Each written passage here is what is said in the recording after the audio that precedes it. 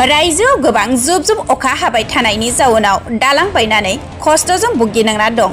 चिरांनि थाइखाजरा ओनसोलनि रायजो राजाफोरजों लोगोसे फरायसा फरायसुलि बेफार फालांगिरिफोरा चिरां जिल्ला 30 नं सिडली बियाबनि 14 नं चिरां दुवार बियाबनि सिङाव थानाय बुरथिनालिनिफ्राय बेंटल फारसे थांनाय लामाया सोलिथ'नो फसंजानाय गंसे दालांआ थांनाय 2020 मायथाइसोनिफ्रायनो गाज्रि जाना थासेयावबो रावबो सरकारा बे दालांखौ नायसननायखौ नुनो मोननाय जायाखै।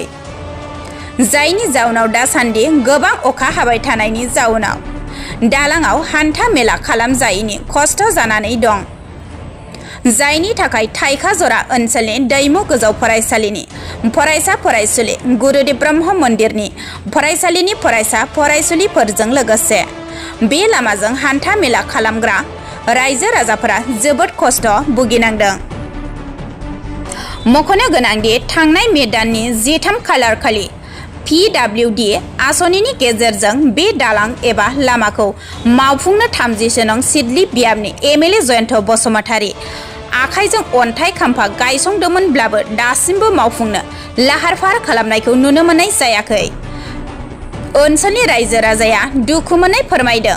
लोगोसे बिटिआर सरकारखौ थाबैनो सरासनस्रा सोलिनो हानाय दालां बानायनो खावलायदों फरायसाफोरजों लोगोसे ओनसोलनि रायजो राजाफोरा। दिनै बे बड'लेण्ड मिडियानि गेजेरजों जोङो बेखौनो फोरमायनो सानदों दि जोंनि बे बुरथिनालि टु बेंटल थांनाय बे लामाया दिनैहाय जोबोद नैबे दालाङा जोबोद गाज्रि जानानै दं। बावहाय माखासे जोंना फरायसाफोर दङ। ओरैहाय जोंनि दैमालु हाइ स्कुल आरो एम इ स्कुल दङ। बे बाहाय हाबफैयो रानिपुर ओरै बाथाबारिनिफ्राय फैयो बाहाय दिगदार जानानै दं।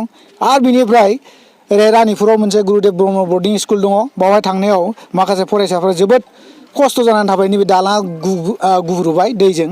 बेनिखायनो आं दिनैनि बे मिडियानि गेजेरजों जोंनि बिटिआर गभर्नमेन्टनि जोंनि सिडली समस्तिनि MLA सार बिथांखौ आं गुरै खावलायहरबाय जाहाथे गोख्रैनो नैबे जोंनि दालाङा बुरथिनालि टु रानिपुर बा कलेजाव थांनाय बे बेंटल कलेजाव थांनाय बे दालाङा गोख्रैनो जानांगौ। आं मिजिंथिदों बे खम समनि बिथोरावनो बिथांमोनहा जाहाथे इनिसियेटिभ लायो।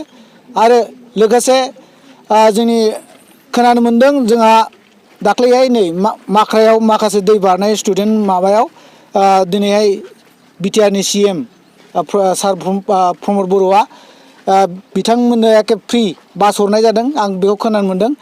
जोंनो बेखौ नांलायलायला जाहाथे जोंनि नैबे थांलाय फैलाय दालाङा मोजां जायो।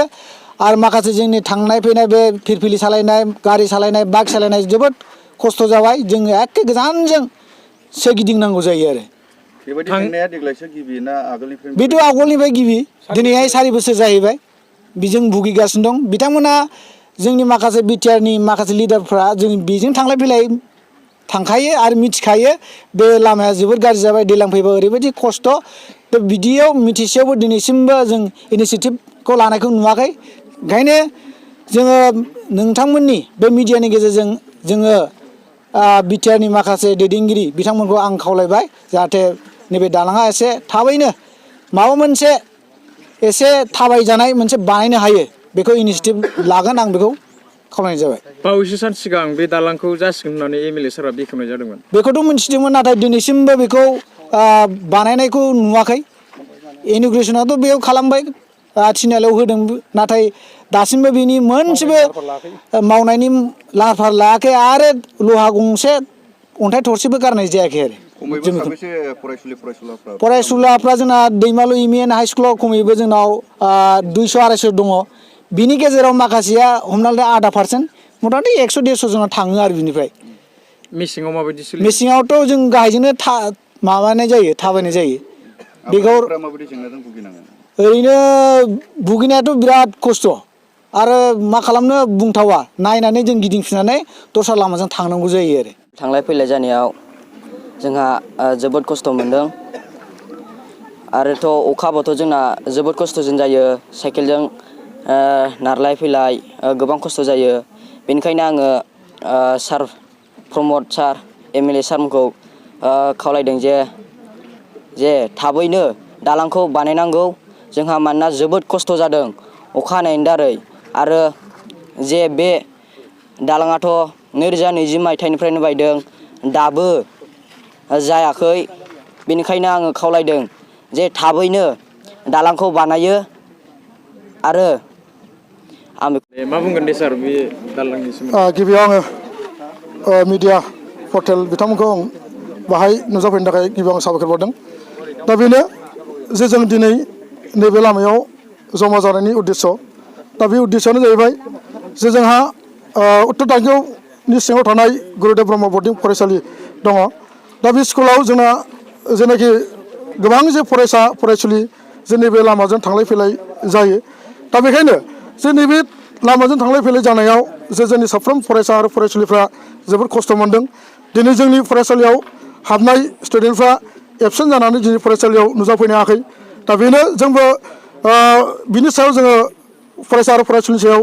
गोख्रों जों मा खालामनो हायाखै मानो होनबा जे लामायानो थांलाय फैलायनि उसुबिदाबा जों मा खालामनो दा बेखायनो जोङो जाहाथे जोंनि जे फरायसा आरो फरायसुलिफ्रा जे नैबे लामाजोंनो थांनानै जोंनि फरायसालियाव फरायनानै जे रोंगौथि लानो हायो बेखौ जोङो नुहुरदों दा बेनि थाखायनो आङो दिनै आसाम गभर्नमेन्ट आरो बिटिआर गभर्नमेन्ट बेखौ खावलायनो सानदों दिनै जे नैबे लामाखौ बानायाब्ला जे जोंनि फरायसालियाव जे फरायनानै गोबां जे फरायसा फरायसुलिफ्रा मोजां जे पार्सेन्टेज लानानै जौखोन्दो लानानै मेट्रिक आनजादाव उथ्रिनानै पास जालांनो हाबाय दा बेखायनो आसा खालामदों दा इयुनाव जोंनि जे थांखि बे थांखिया जाहैबाय जे जोंनि गुरुदेव ब्रह्म बर्डिं फरायसालियाव मोजां जे गथ'फोरखौ सोलोंथाइ होनानै मोजां शिक्षा होनानै जाहाथे गाव गावनि जे थांखि बायदि जोङो जाफुंसार होनो हायो बे उद्देश्य नाथाय नैबे जे लामाया दिनै बायबाय थांनाय जेनाखि 2020 मायथाइयावनो बे लामाया दालाङा बायनानै गोजानानै थादों नाथाय बे थांलाय फैलाय जे उसुबिदाया बोसोरबै रानिं जानानै दं नाथाय दिनै आसाम सरकार आरो बिटिआर गभर्नमेन्ट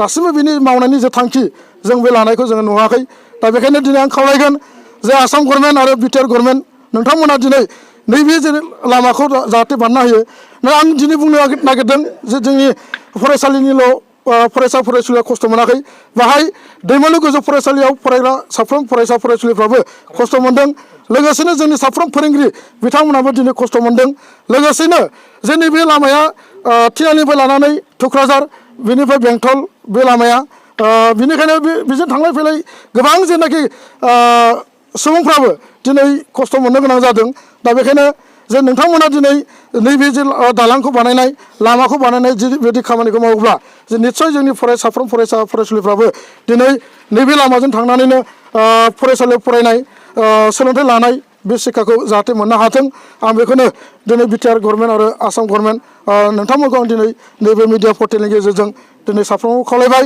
आरो नैबे जेनाखि जोङो दाखालि जोङो नुनो मोनो तिनालियाव मोनसे खाम्फा गायसननाय नैबे लामाखौ जासिगोन होननानै जों खोनानो मोन्दों नाथाय दासिमबो नैबे लामाखौ मावनायनि अन्थाइ थाइसेबो दिनै जों खोलैनाय मोनाखै आरो लहा मोनसेबो गारनाय जोङो दिनैसिम दाबो नुनो मोनाखै दा बेखायनो आं खावलायबाय नोंथांमोना जाय नैबे लामाखौ कन्ट्राक्टर हिसाबै दिनै बेखौ लानानै दङ नोंथांमोना दिनै बे खामानिखौ मावनो जाहाथे खालामो आरो लोगोसे बिटिआर गभर्नमेन्ट आरो आसाम गभर्नमेन्ट नोंथांमोना दिनै जाय कन्ट्राक्टर दिनै बेखौ लानानै दङ दा बेखौ मावनो जाहाथे इमिडियेटलि बा गाबोन बा समफोरनि गेजेराव मावनायनि जे लाहार खालामो बेखौ आं दिनै मिडियानि गेजेरजों बुङो माबायदि खस्थ' मोनो ओरैनो बे लामायाथ' बे मेन लामा होनजायो बेंटल टु तिनालि बिदिनो जोङो फिरफिलि सालायो जोङो नाथाय जोङो फिरफिलि सालायनायाव दा जोबोद खस्थ' मोनबाय आरो फिरफिलिया गंनैसो बाहाय बेलथायबाय दा बेलथायनानै बोखांनो खस्थ' जाबाय दा बेनिखायनो जों सानो आरो बे लामाया जुदि दाख्लैसो खाम्फा गायसननाय होननानै जों मोनथिदों